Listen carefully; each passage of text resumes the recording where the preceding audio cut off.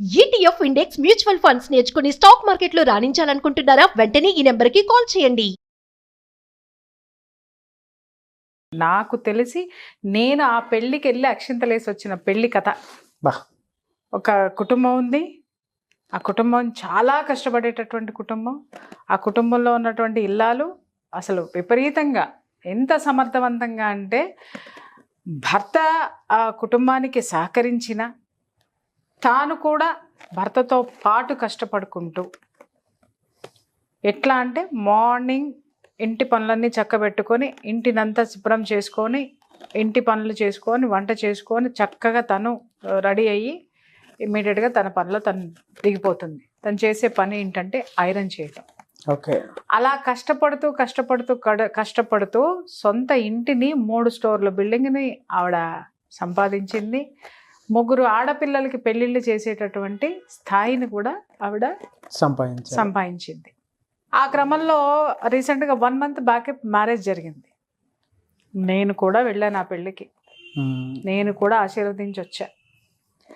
Cut చేస్తే నాకు 2 రోజుల కిందట జరిగిన విషయము నాకు ఎంత గర్వంగా అనిపించిందంటే, ఒక మహిళగా ఒక తల్లిగా కూడా నేను ఒక పాఠం నేర్చుకున్నానేమో అనిపించింది ఆవిడని చూస్తే. జరిగిన స్టోరీ ఏంటి అని అంటే, పాపం ఆ పిల్ల ఇచ్చి చేసినటువంటి పిల్లవాడికి గవర్నమెంట్ ఉద్యోగం, కానీ జీతం తక్కువ. బట్ ఈవిడ ఏంటి సెక్యూరిటీ అక్కడ చూసింది అని అంటే, అవతల మగపల్లి వాళ్ళు ఒక కుటుంబం ఉంది. ఆ కుటుంబం కష్టపడేటటువంటి కుటుంబము. తర్వాత సొంత ఇల్లు ఒకటి ఉంది. ఈ పిల్లవాడికి గవర్నమెంట్ ఉద్యోగం ఉంది, కాకపోతే జీతం కొంచెం తక్కువైనా భవిష్యత్తులో కాస్త కొంచెం నిలదొక్కుంటారు, కొంచెం బాగుంటుంది కదా అని చెప్పేసి అని ఆవిడ పాపం ఉన్న స్థితిలో ఉన్నతంగానే మ్యారేజ్ చేసి పంపించింది. ఓకే. పంపించిన తర్వాత ఆవిడ అమ్మాయి కాపురానికి వెళ్ళి 15 రోజులు 20 రోజులు కూడా అవ్వలేదండి బాబు, 15 రోజులు అయిందేమో. వెళ్ళిన తర్వాత మరుసటి రోజు నుంచి బాధ్యత స్టార్ట్ అయిపోయినాయి వాళ్ళకి. చొక్కాలు చూపించినారు. ఎవరో ఆ ఇంట్లో ఉన్న అత్తగారు, ఆడపడుచు. ఏం చొక్కాలు చూపించినారంటే వేరే కాపురం పెట్టే సిచ్యుయేషన్స్ మరీ ఘోరంగా ఉన్నాయి. ఎట్లా అంటే వాళ్ళు వెళ్ళి మార్నింగ్ లేవగానే ఈ పిల్ల ఇంటి పని మొత్తం చేయాలి. కొత్త పెళ్లి కూతురు అయినా సరే పని మొత్తం చేయాలి. సరే, వాళ్ళమ్మ కూతురికి ఏమి నేర్పింది? అది నీ ఇల్లు, నీ పని నువ్వు చేసుకోవాలి. వాళ్ళు చేయలేదు వీళ్ళు చేయలేదు అనేది వంతులు పెట్టుకోవద్దు, నీ పని నువ్వు చేసుకో అని చెప్పేసి స్ట్రిక్ట్గా ఆవిడకి చెప్పి పంపించింది. చేస్తుంది, ఎవ్రీథింగ్ షీఈస్ డూయింగ్.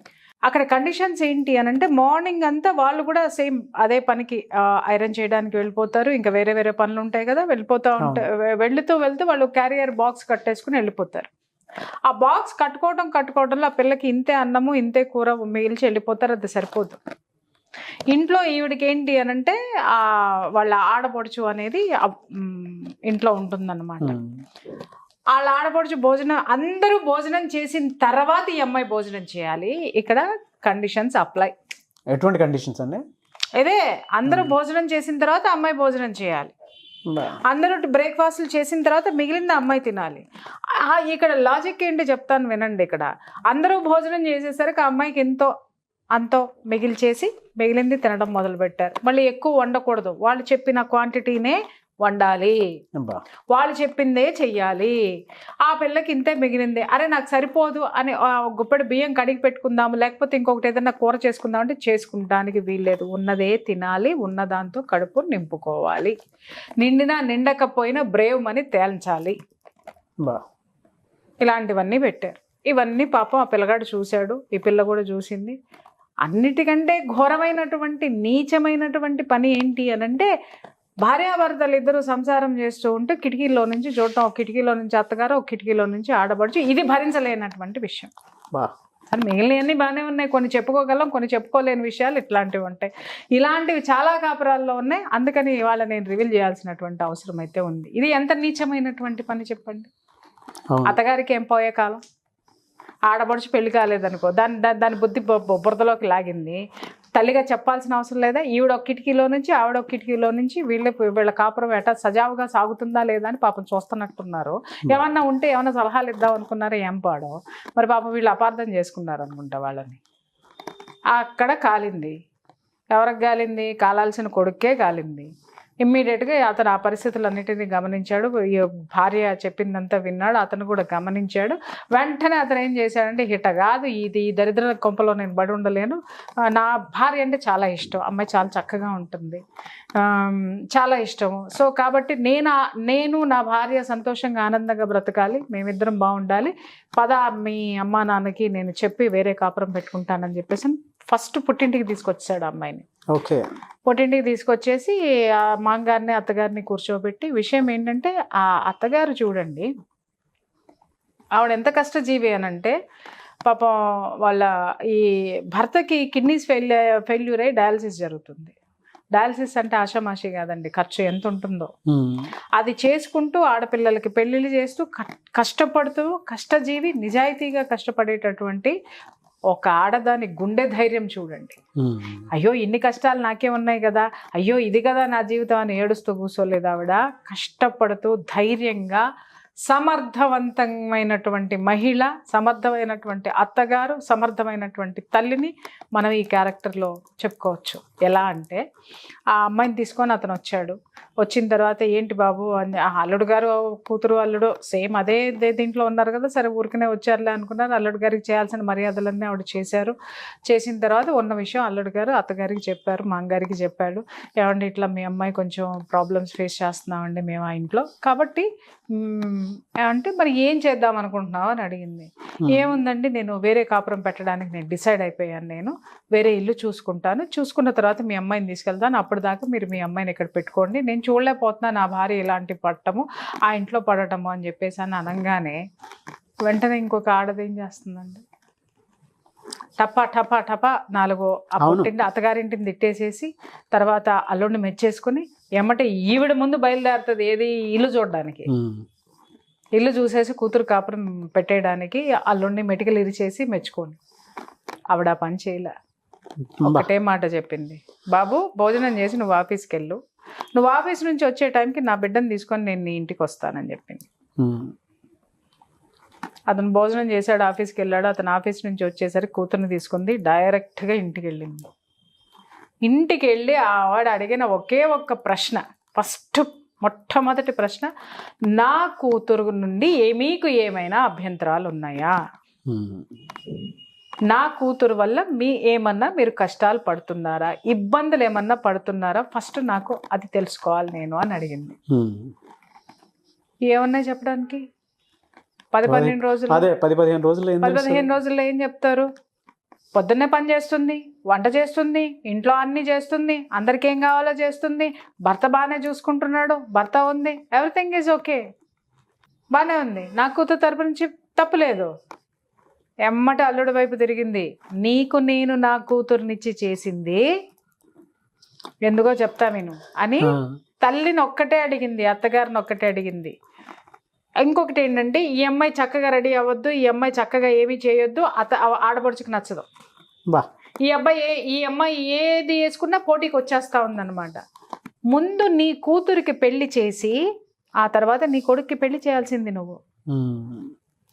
పెళ్లి కాని పిల్ల ఇంట్లో ఉన్నప్పుడు కిటికీల్లో నుంచి కాపురాలు చూసేదేంది?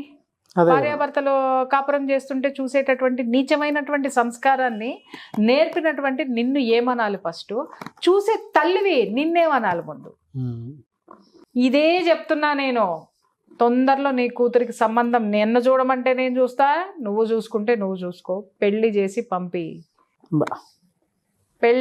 పంపి.